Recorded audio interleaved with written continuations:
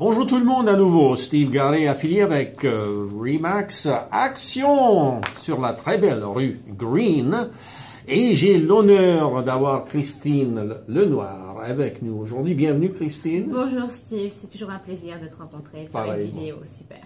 Pareillement, et on va avoir un autre vidéo super aujourd'hui. Alors donc, la dernière fois, chers auditeurs, vous vous rappelez, Christine nous a fait le point par rapport à la distinction entre un designer intérieur et l'optimisation d'espace. Tu es optimisatrice d'espace, n'est-ce pas?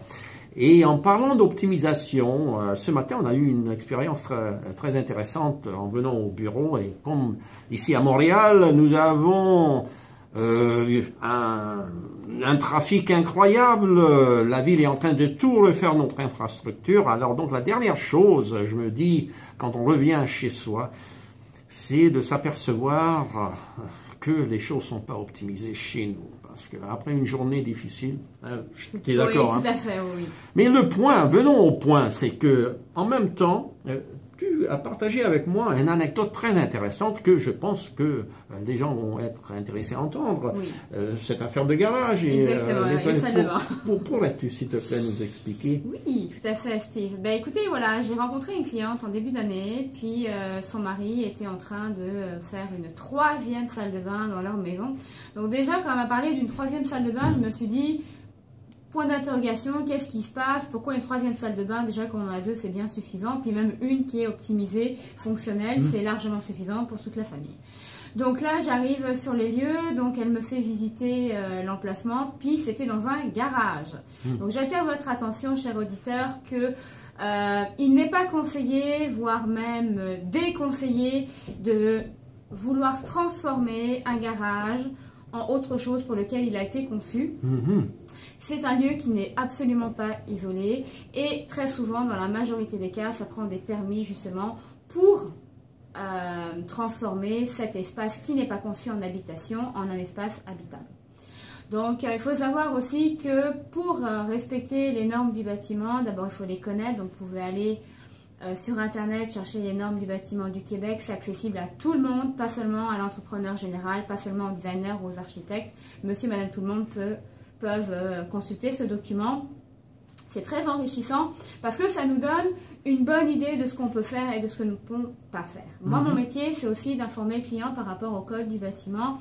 Donc, idéalement, sauf vraiment si on n'a pas le choix, il est conseillé d'avoir 8 pieds de plafond dans une salle de bain. Pourquoi? Parce qu'on va installer un système de ventilation pour éviter que l'humidité s'accumule dans la salle de bain, donc pour évacuer cette vapeur d'eau. Et puis aussi pour avoir un espace agréable aussi, hein, c'est aussi important dans une salle de bain. Et puis surtout, assurez-vous que toute votre plomberie est faite aux normes. Il y a des normes à respecter en plomberie, l'étanchéité, les matériaux, la façon dont ça a été posé. Parce que toute cette plomberie va rejoindre donc les égouts. Donc un raccordement aux égouts, ça coûte très cher.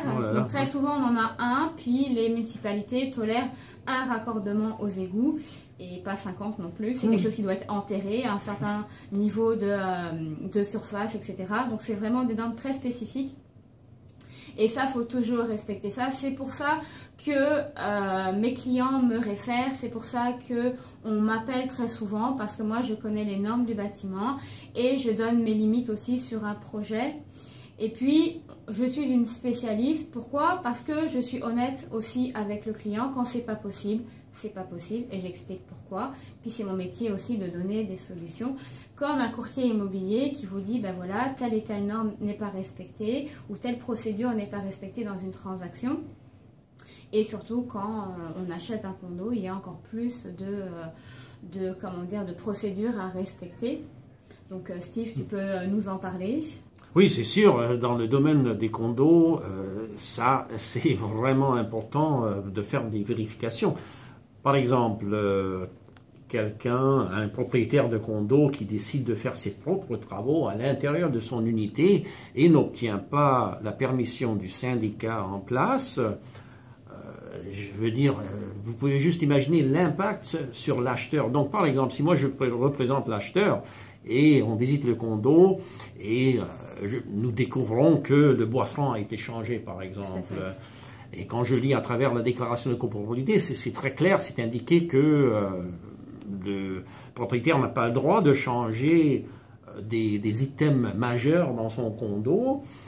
Moi, évidemment, je vais demander la preuve que la permission a été octroyée de la part du syndicat. Et si cette permission n'a pas été octroyée, c'est sûr que je vais le mentionner à mon acheteur, parce que dans le cas où l'acheteur décide d'aller de l'avant quand même, et que plus tard c'est découvert que le bois franc a été changé, et que ce bois franc ne respecte pas les normes de l'immeuble, c'est-à-dire au niveau de l'insonorisation par exemple, là ce serait le nouveau propriétaire qui serait responsable à arracher tout ça pour le remettre au même niveau. Et en plus de ça, ça pourrait aussi avoir un impact sur les assureurs, les assurances de l'immeuble en entier. Alors, c'est une cascade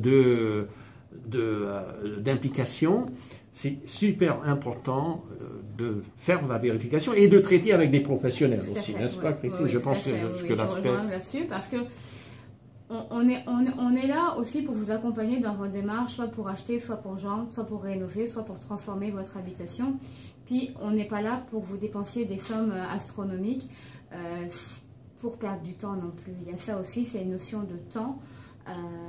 On veut des choses qui soient agréables, on veut avoir une nouvelle maison, qu'elle soit décorée, qu'elle soit rénovée à notre goût, mais ça prend des normes, ça prend des spécialistes comme nous qui sachons les règlements, puis on les fait respecter, parce que si on ne les fait pas respecter, non seulement nos clients vont avoir des ennuis, puis on ne sera pas référé, puis c'est notre nom aussi qu'on engage, notre responsabilité. Nous-mêmes, nous avons des assurances au cas où il y aurait quelque chose chez nos clients, mais c'est pas ça qu'on souhaite non plus. Bravo.